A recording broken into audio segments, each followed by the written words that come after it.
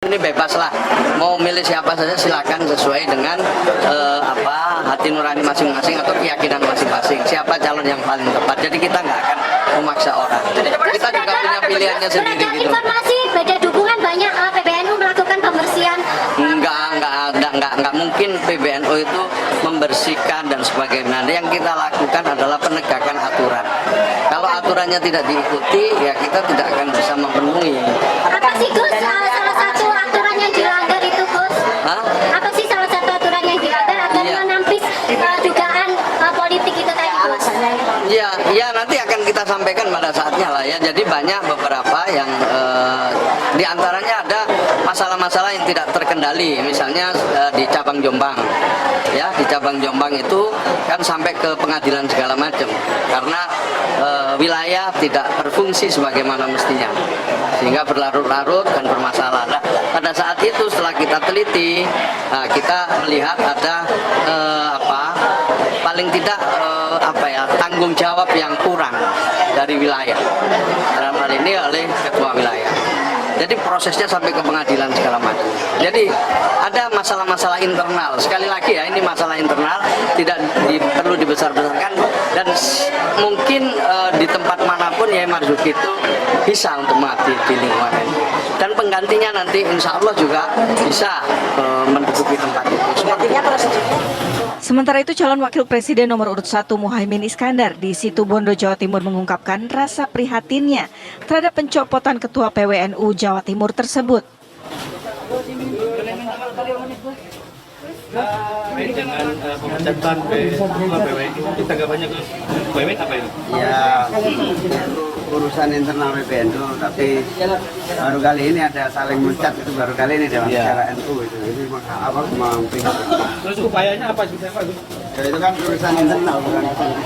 Menanggapi keprihatinan yang diungkapkan Caimin, Gus Ipul pun mengungkapkan pemberhentian Ketua PWNU Jawa Timur adalah masalah internal. Ya nggak apa-apa, di PKB juga dulu copot-mencopot juga, jadi sama-sama prihatin aja nggak apa-apa, kita saling memperkuat aja. Jadi ini sebenarnya penegakan aturan ya yang biasa-biasa saja. Jadi ini masalah intern, jadi orang lain jangan ikut mengomentari kalau memang tidak ada urusannya. Dan yang ketiga, prosedurnya itu sudah dilalui semua. Insya Allah mudah-mudahan ya dengan nanti waktu yang akan paling tidak memberikan pemahaman kepada kita secara keseluruhan.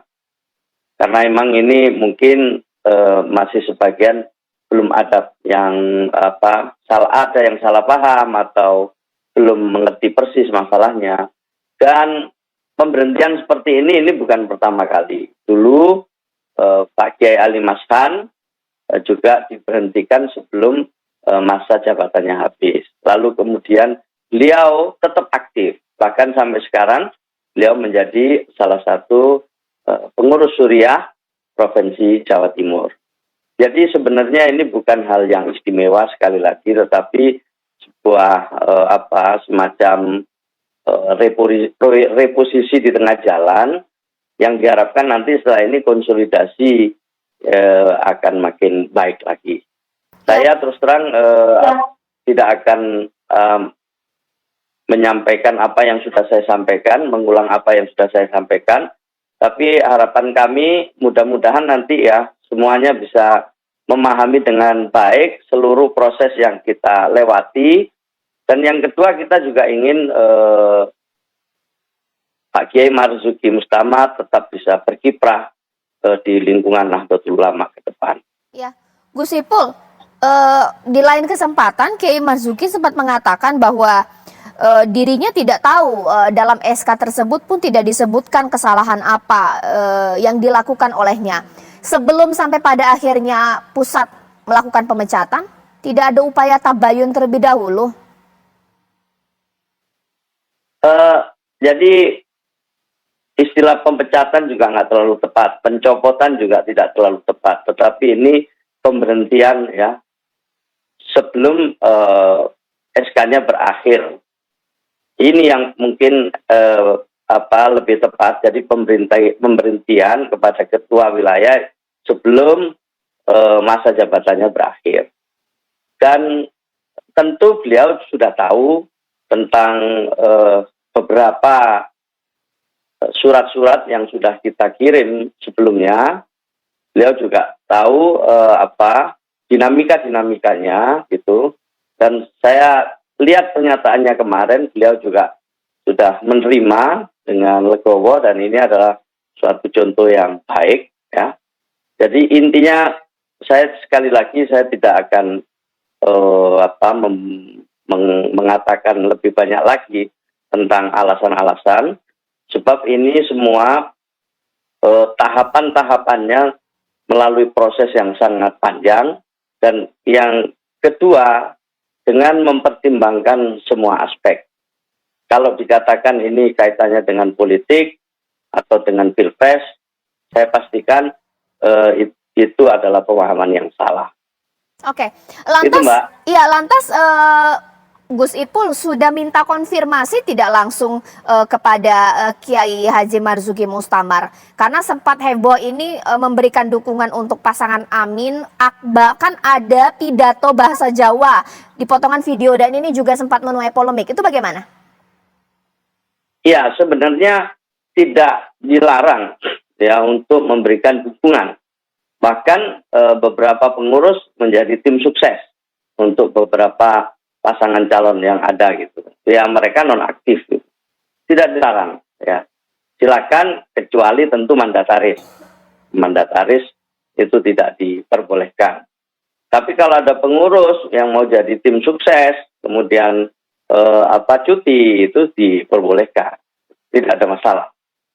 Jadi sekali lagi boleh aja setiap orang punya pilihan-pilihannya gitu. Saya juga punya pilihan, gitu. Mungkin yang lain juga punya pilihan.